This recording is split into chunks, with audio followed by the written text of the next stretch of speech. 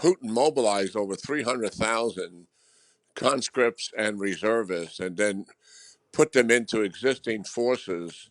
And they began to conduct several months ago an offensive of some sorts in the Donbass region.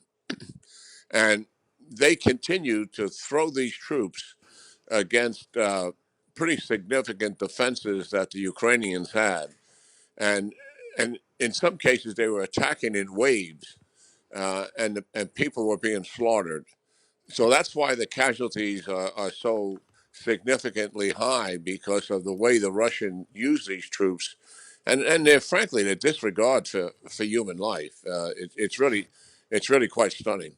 And all of this, a great many of those casualties were in this battle that's been going on around Bakhmut, where essentially there seems to be something of a stalemate. We had a little while ago claims and counterclaims of whether the city had fallen or not. But the overall front lines do not seem to have moved particularly over the last few months, let alone recent weeks. We keep hearing about various new offensives or counter-offensives, and this huge loss of life going on all the time while there don't seem to be any particular gains on either side.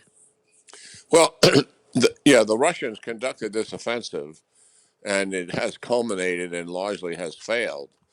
At Bakhmut, they've been trying to take this city for 9 months, and they wanted to take it largely for symbolic reasons. It doesn't have any real military value, and even the United States military leadership was trying to advise the Ukrainians back in January. You probably should pull out of here because it's not military significant.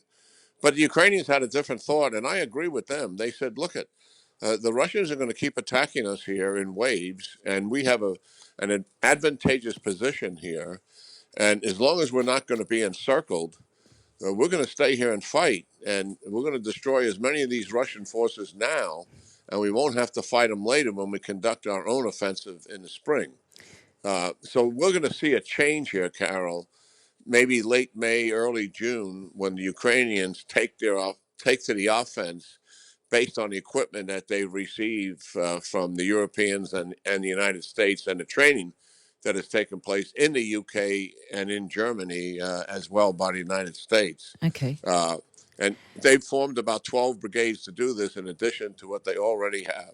There's a lot of mud on the ground right now, so I know they're not going to want to do offensive operations right now until that mud solidifies a little bit in a few weeks.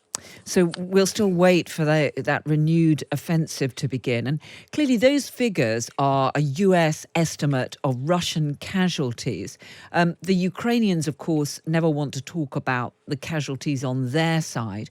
But do we have any idea what sort of casualties they are suffering in this ongoing brutal battle around places like Bakhmut and elsewhere?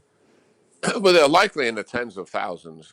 We don't know ourselves at the institute, and we don't push the Ukrainians to tell us. Certainly, we're completely biased. We want the Ukrainians to win this war, and so we don't want to do anything to disadvantage them. But although we do report very accurately on what is taking place, regardless of if it's to the Ukrainians' disadvantage because something has happened that's not in their interest, that's going to get reported.